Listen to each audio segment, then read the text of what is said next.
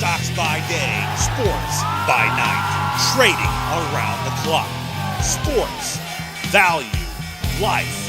Nolan Klein. It's Elite Co 3. Nolan Klein of Elite Co 3 here, and today we are going to delve into a very polarizing news story. There was a vote for the potential move of the Oakland Raiders to Las Vegas, and in a 31-1 landslide, the move has been approved.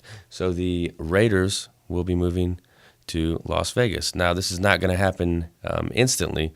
2017, 2018, they're still slated to stay and play games at the Oakland Coliseum. Of course, the only NFL football team that still shares a stadium with a baseball team, the A's. So this isn't going to happen overnight, but this is the future of the Raiders. There's a lot of distraught Raiders fans, and you totally understand when you lose a franchise that you know and love. This is what happens. So the plan is to have a 65,000 seat stadium, but it's not going to be ready until 2020. So the big question is going to be 2019. Where are the Raiders going to play in 2019?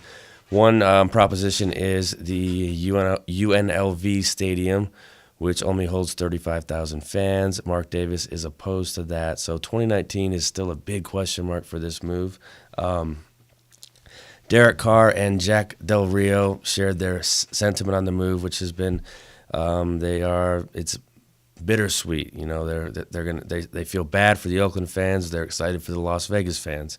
They're kind of torn in two directions, but they're trying to bring both fan bases together in support of the Raiders, not particularly one city. Some side notes on this is the main concern for the Raiders is they're not going to be able to compete at the highest level without a first-rate stadium. This was the problem with playing in Oakland. They did not have one of the nicest stadiums, as most people know. September games, they played games with dirt. They had dirt from the baseball team, so that's not something you're looking at.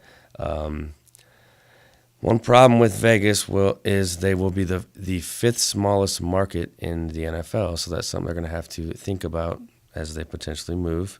One thing that's kind of odd about this move is the two commissioners that were the most opposed to gambling and such are the first two to approve a professional sports team in their respective markets. So the Raiders will move from the number 6 TV market to number 40. That's something to note. Take this with a grain of salt, as the Packers own the 68th television market. So Vegas will be a huge destination for visiting team fans. You're going to have fans coming from across the country to stay in Vegas for a night or two, have some fun and go out to the football game. But one of the big proponents of this move that's going to help aid the income that's going to come into Las Vegas is they are going to subsidize a $750 million of public money, and they're going to do this by charging a tax on casinos at different casinos on the Strip. So $1.50 here and there, and most people that stay in Vegas don't have a problem with paying the little upcharges and fees. So they're going to be able to generate some revenue there. So that will help ease the transition into Las Vegas.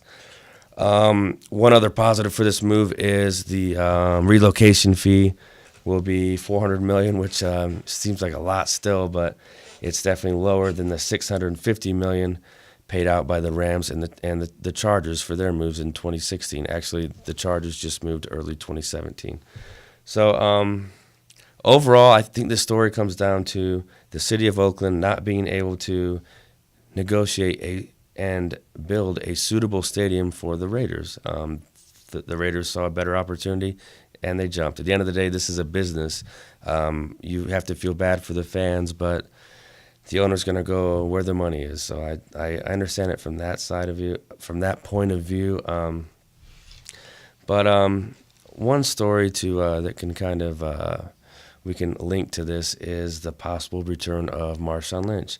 It's been all quiet on that front in the past week.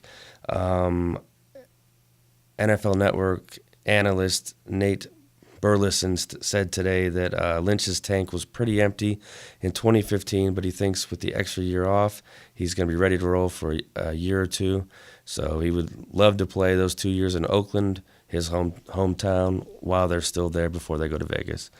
One other possibility is Adrian Peterson joining the staple of running backs of Jalen Ricard and DeAndre Washington. That's it for this story. Let's subscribe, comment. Let me guys know what you guys truly feel about the move.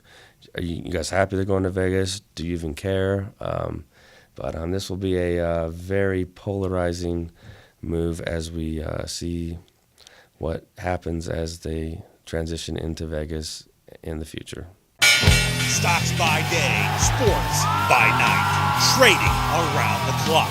Sports, value, life. Nolan Klein. It's Alico 3.